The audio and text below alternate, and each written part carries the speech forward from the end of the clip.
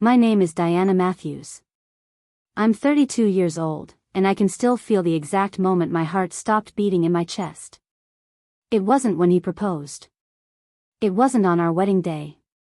It was on our 5th anniversary, sitting in my office cubicle, scrolling through Instagram during my lunch break, when I saw his post. A photo of us from last year's vacation in Miami, smiling on the beach, sun setting behind us. The caption read, "A real man knows when to trade up 100 points. 5 flame emojis. Posted 20 minutes ago. Already 47 likes."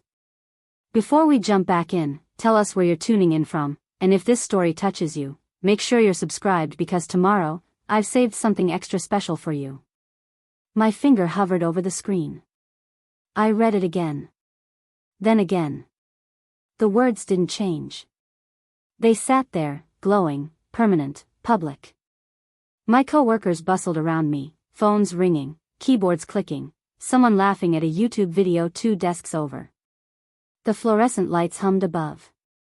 Everything was normal except for the fact that my husband of 5 years had just told 3,000 followers that I was replaceable. I scrolled through the comments. His college buddies dropping fire emojis. His gym bros commenting, "King behavior." His cousin wrote, "About time bro," face with tears of joy. And there, near the bottom, his best friend Marcus had written, "Bros said what needed to be said, flex biceps." My hands didn't shake. That surprised me. I thought they would. Instead, I felt this strange, cold clarity wash over me, like stepping into a freezer on a summer day. I clicked on the comment box, typed 2 words, and hit post before I could second-guess myself. True. Then I locked my phone, placed it face down on my desk, and took a bite of my turkey sandwich. It tasted like cardboard, but I chewed anyway, mechanically, watching the second hand on the wall clock tick forward. 60 seconds.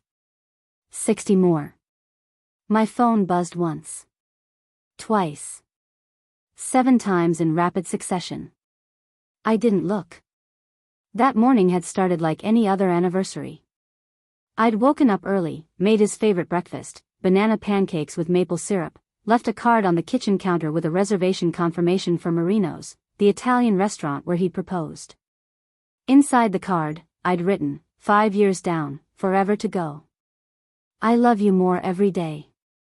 I'd drawn a little heart next to my name. When I left for work at 7:30, he was still asleep, mouth open, one arm flung across my side of the bed. I work as a senior analyst at Cordell Marketing Solutions here in Charlotte.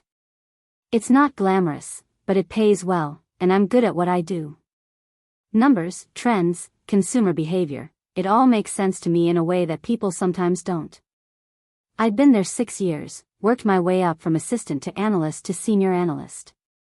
My boss, Patricia, had just hinted at a promotion to team lead. Life was stable. Predictable. Good. Marcus, my husband's best friend since high school, was getting married in 3 months. We'd been helping plan the bachelor party, coordinate the rehearsal dinner, all of it. Just last weekend, the 4 of us, me, Marcus, his fiancée Vanessa, and my husband, had gone furniture shopping for their new apartment. We'd laughed, argued over couch colors, grabbed burgers afterward. Everything felt fine. Normal. Safe. But sitting there in my cubicle, staring at that post, I realized something. Normal had been a performance. Safety had been an illusion. And fine was just another word for blind. My phone wouldn't stop buzzing. I sat there for another 10 minutes, letting the notifications pile up like snow against a window. Finally, I picked it up. 37 notifications. Text messages from my sister, from our mutual friends, from people I hadn't spoken to in years. Everyone had seen it. Everyone had questions. But the first message that made me pause was from him. From my husband. From the man who'd posted that caption for the world to see. "Babe, it's just a joke. Don't overthink it. See you tonight at Marino's. Love you. Just a joke." I stared at those 3 words until they blurred. A joke has a punchline. A joke is funny. A joke doesn't leave you sitting in an office bathroom stall at 1:15 in the afternoon, gripping your knees, trying to remember how to breathe properly. I texted back. Looking forward to dinner. No heart emoji. No exclamation point. Just those 4 words, flat and professional, the same tone I'd used to confirm a meeting with a client I didn't particularly like. The rest of the afternoon crawled by. Patricia stopped by my desk around 3. "You okay, Diana? You seem distracted." I smiled. "Just thinking about tonight. It's our anniversary." Preparing and narrating this story took us a lot of time, so if you are enjoying it, subscribe to our channel. It means a lot to us.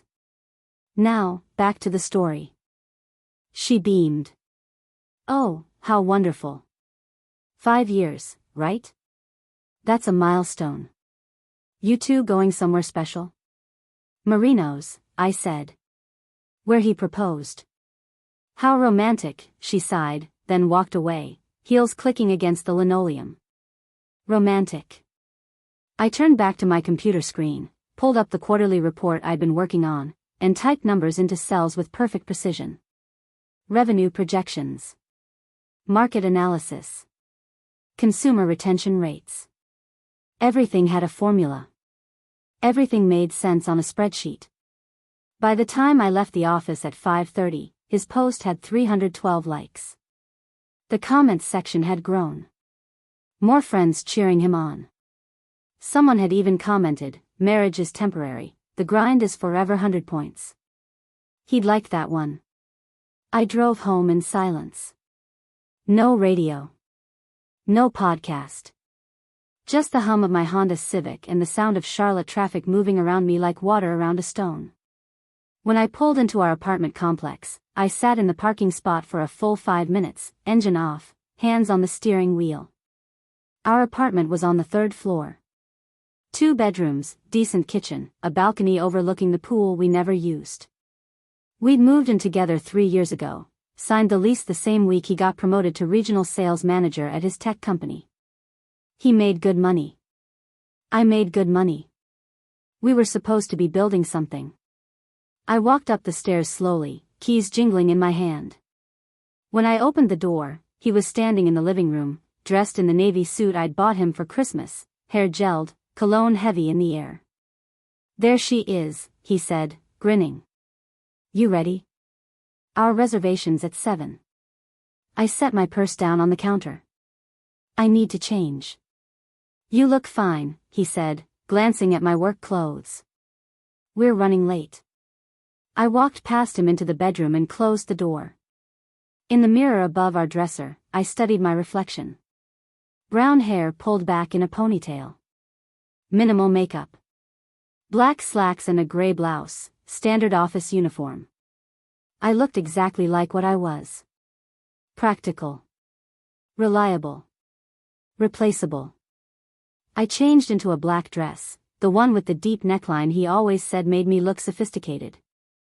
I reapplied my lipstick, darker this time, almost burgundy. When I walked back out, he whistled. "Now that's what I'm talking about," he said. "You clean up nice." I grabbed my clutch. "Let's go." The drive to Marino's took 15 minutes.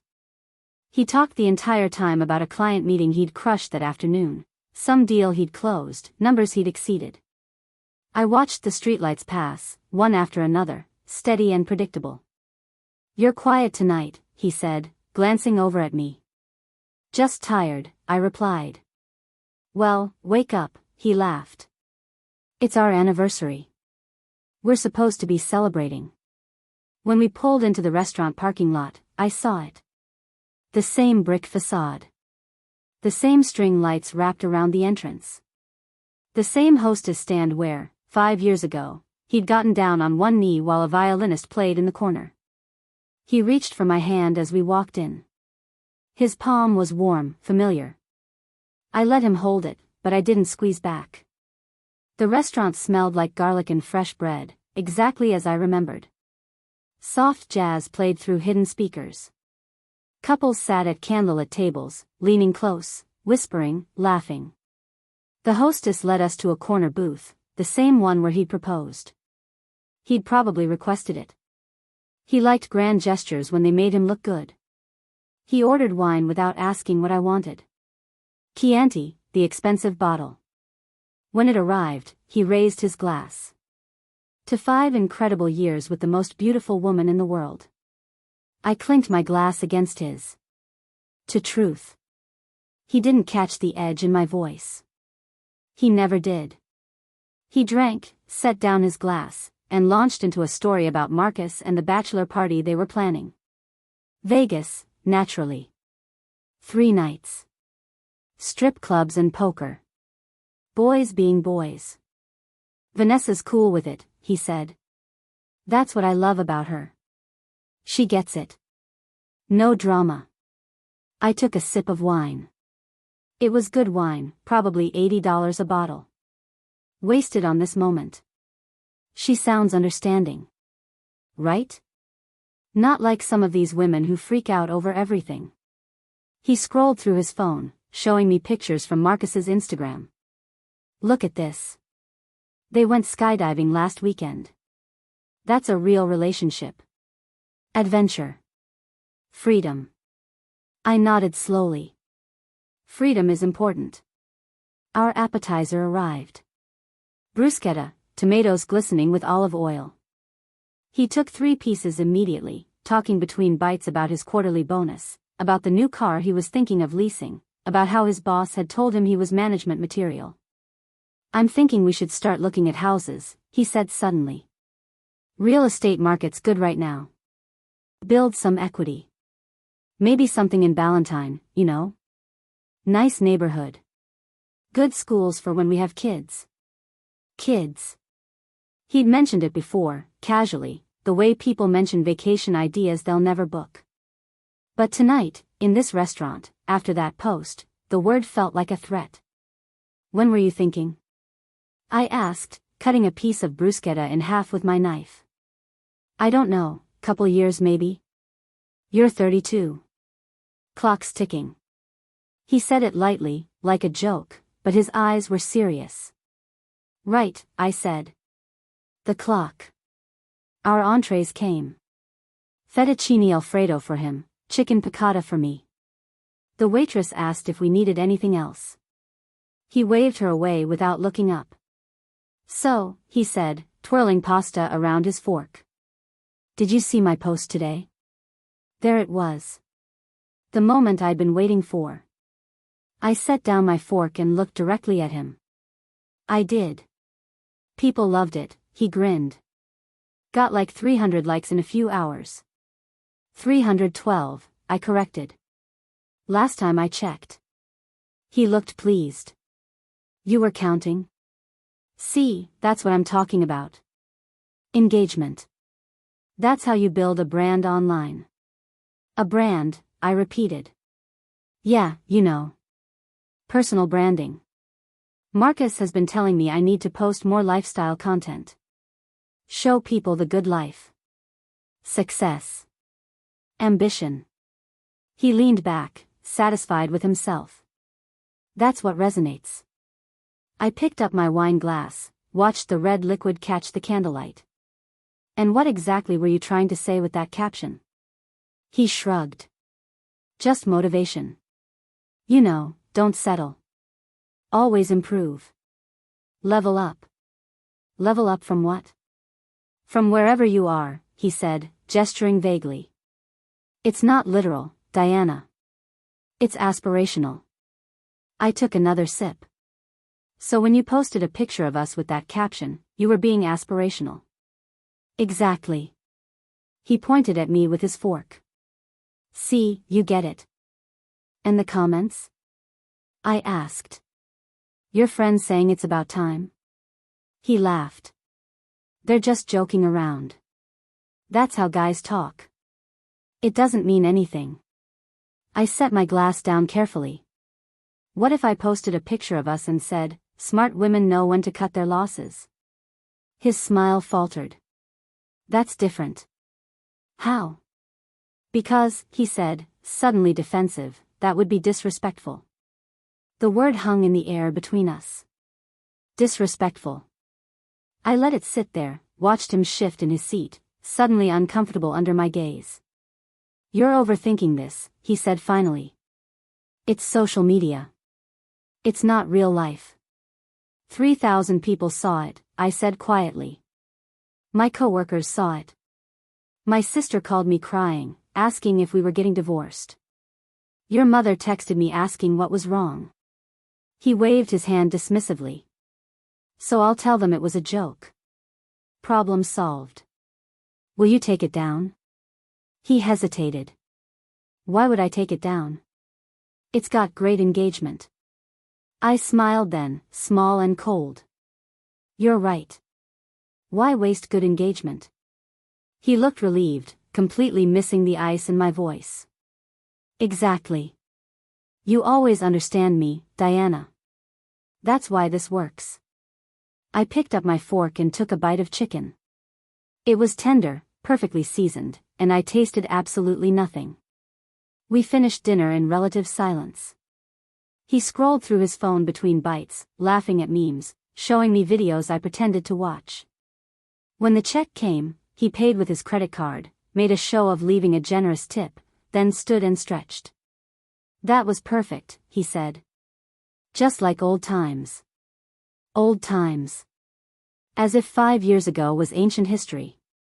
As if the woman he proposed to in this exact spot had somehow expired, ready to be traded up from. We walked to the car under the glow of streetlights. Charlotte's downtown skyline blinked in the distance, all glass and steel and ambition. He opened my door for me, a gesture he only remembered on special occasions, and I slid into the passenger seat without thanking him. The drive home felt longer than 15 minutes. He turned on a podcast about cryptocurrency, something about blockchain and digital assets. His hand rested on the gear shift between us, close enough to touch, but I kept mine in my lap. When we got home, he immediately changed into sweatpants and turned on the TV. ESPN highlights. Men shouting about basketball stats and player trades. I stood in the kitchen, poured myself a glass of water, and stared at our refrigerator covered in magnets from places we'd visited. Miami. Asheville. Charleston. Each one a memory that suddenly felt hollow. Babe, come watch this, he called from the couch.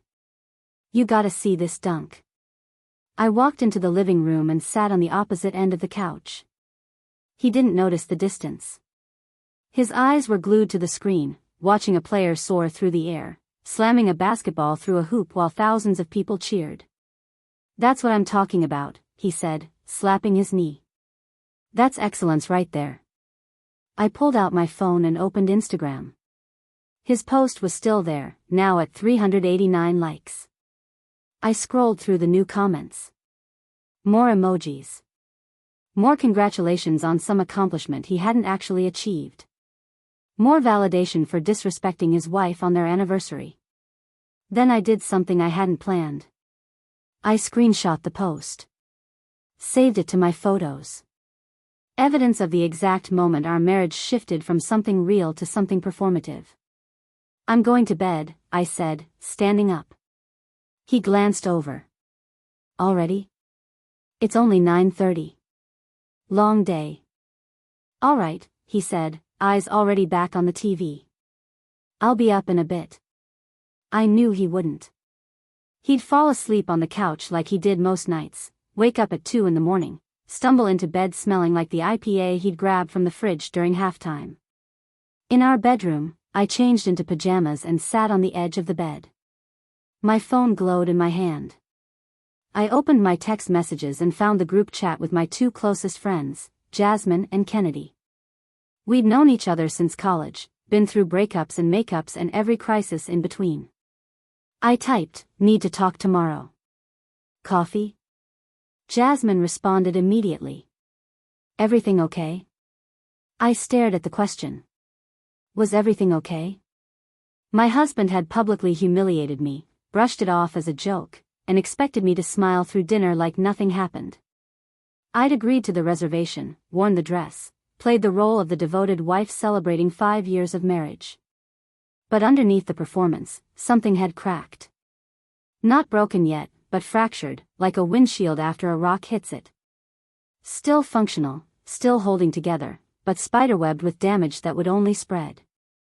I typed back, "Just need my girls." Kennedy sent a heart emoji. 10 a.m. at Amelie's? Perfect, I replied. I set my phone on the nightstand and lay back against the pillows. Through the walls, I could hear the TV announcers shouting about a buzzer beater, my husband's muffled laughter, the sound of him living his life completely unbothered by the fact that he'd casually suggested replacing me to 3,000 strangers. I closed my eyes and made a decision. If he wanted to trade up, I'd let him see exactly what he was trading away. But on my terms. In my time. With my rules. Tomorrow, everything would start changing. Tonight, I'd let him think he'd won. I woke up before him the next morning. The apartment was silent except for his snoring from the couch where he'd inevitably fallen asleep. I made coffee, got dressed in my favorite blazer, the one that made me feel powerful, and left without waking him. Amelie's French bakery was busy when I arrived. Jasmine and Kennedy were already there, sitting at our usual corner table with lattes and concerned faces. The moment I sat down, Jasmine reached across and grabbed my hand. "We saw the post," she said quietly. Kennedy leaned forward. "Diana, what the hell was that about?" I told them everything. The caption, the comments, his dismissal at dinner, the way he'd called it aspirational like that made it acceptable. They listened without interrupting, their expressions shifting from shock to anger to something that looked like relief. Finally, Jasmine said when I finished. I blinked. "Finally what?" "Finally you're seeing what we've been watching for 2 years, Kennedy said. He treats you like an accessory. Something that looks good in photos but doesn't actually matter." The words stung because they were true. I'd been performing the role of devoted wife while he'd been building his personal brand. Every vacation photo, every anniversary post, every couple's dinner was content for his feed, proof of his successful life. "So what are you going to do?" Jasmine asked. I pulled out my phone and opened Instagram. His post was still there, now with over 400 likes. I clicked on my comment, the single word that had started everything. True. Then I typed a new comment underneath it. Update, he was right. I'm trading up. Divorce papers filed today. I hit post before I could second-guess myself. Kennedy's eyes went wide. "Did you actually file?" "Not yet," I said. "But I will." My phone exploded with notifications within seconds. Comments flooded in. Questions, shock, support from people I'd forgotten were watching. And somewhere across town, I knew he was waking up, checking his phone, and finally understanding what true actually meant. Jasmine raised her coffee cup. "To trading up." Kennedy clinked hers against it. "To knowing your worth." I lifted mine and smiled, genuinely this time. "To truth." 3 months later, I signed the papers in a lawyer's office downtown.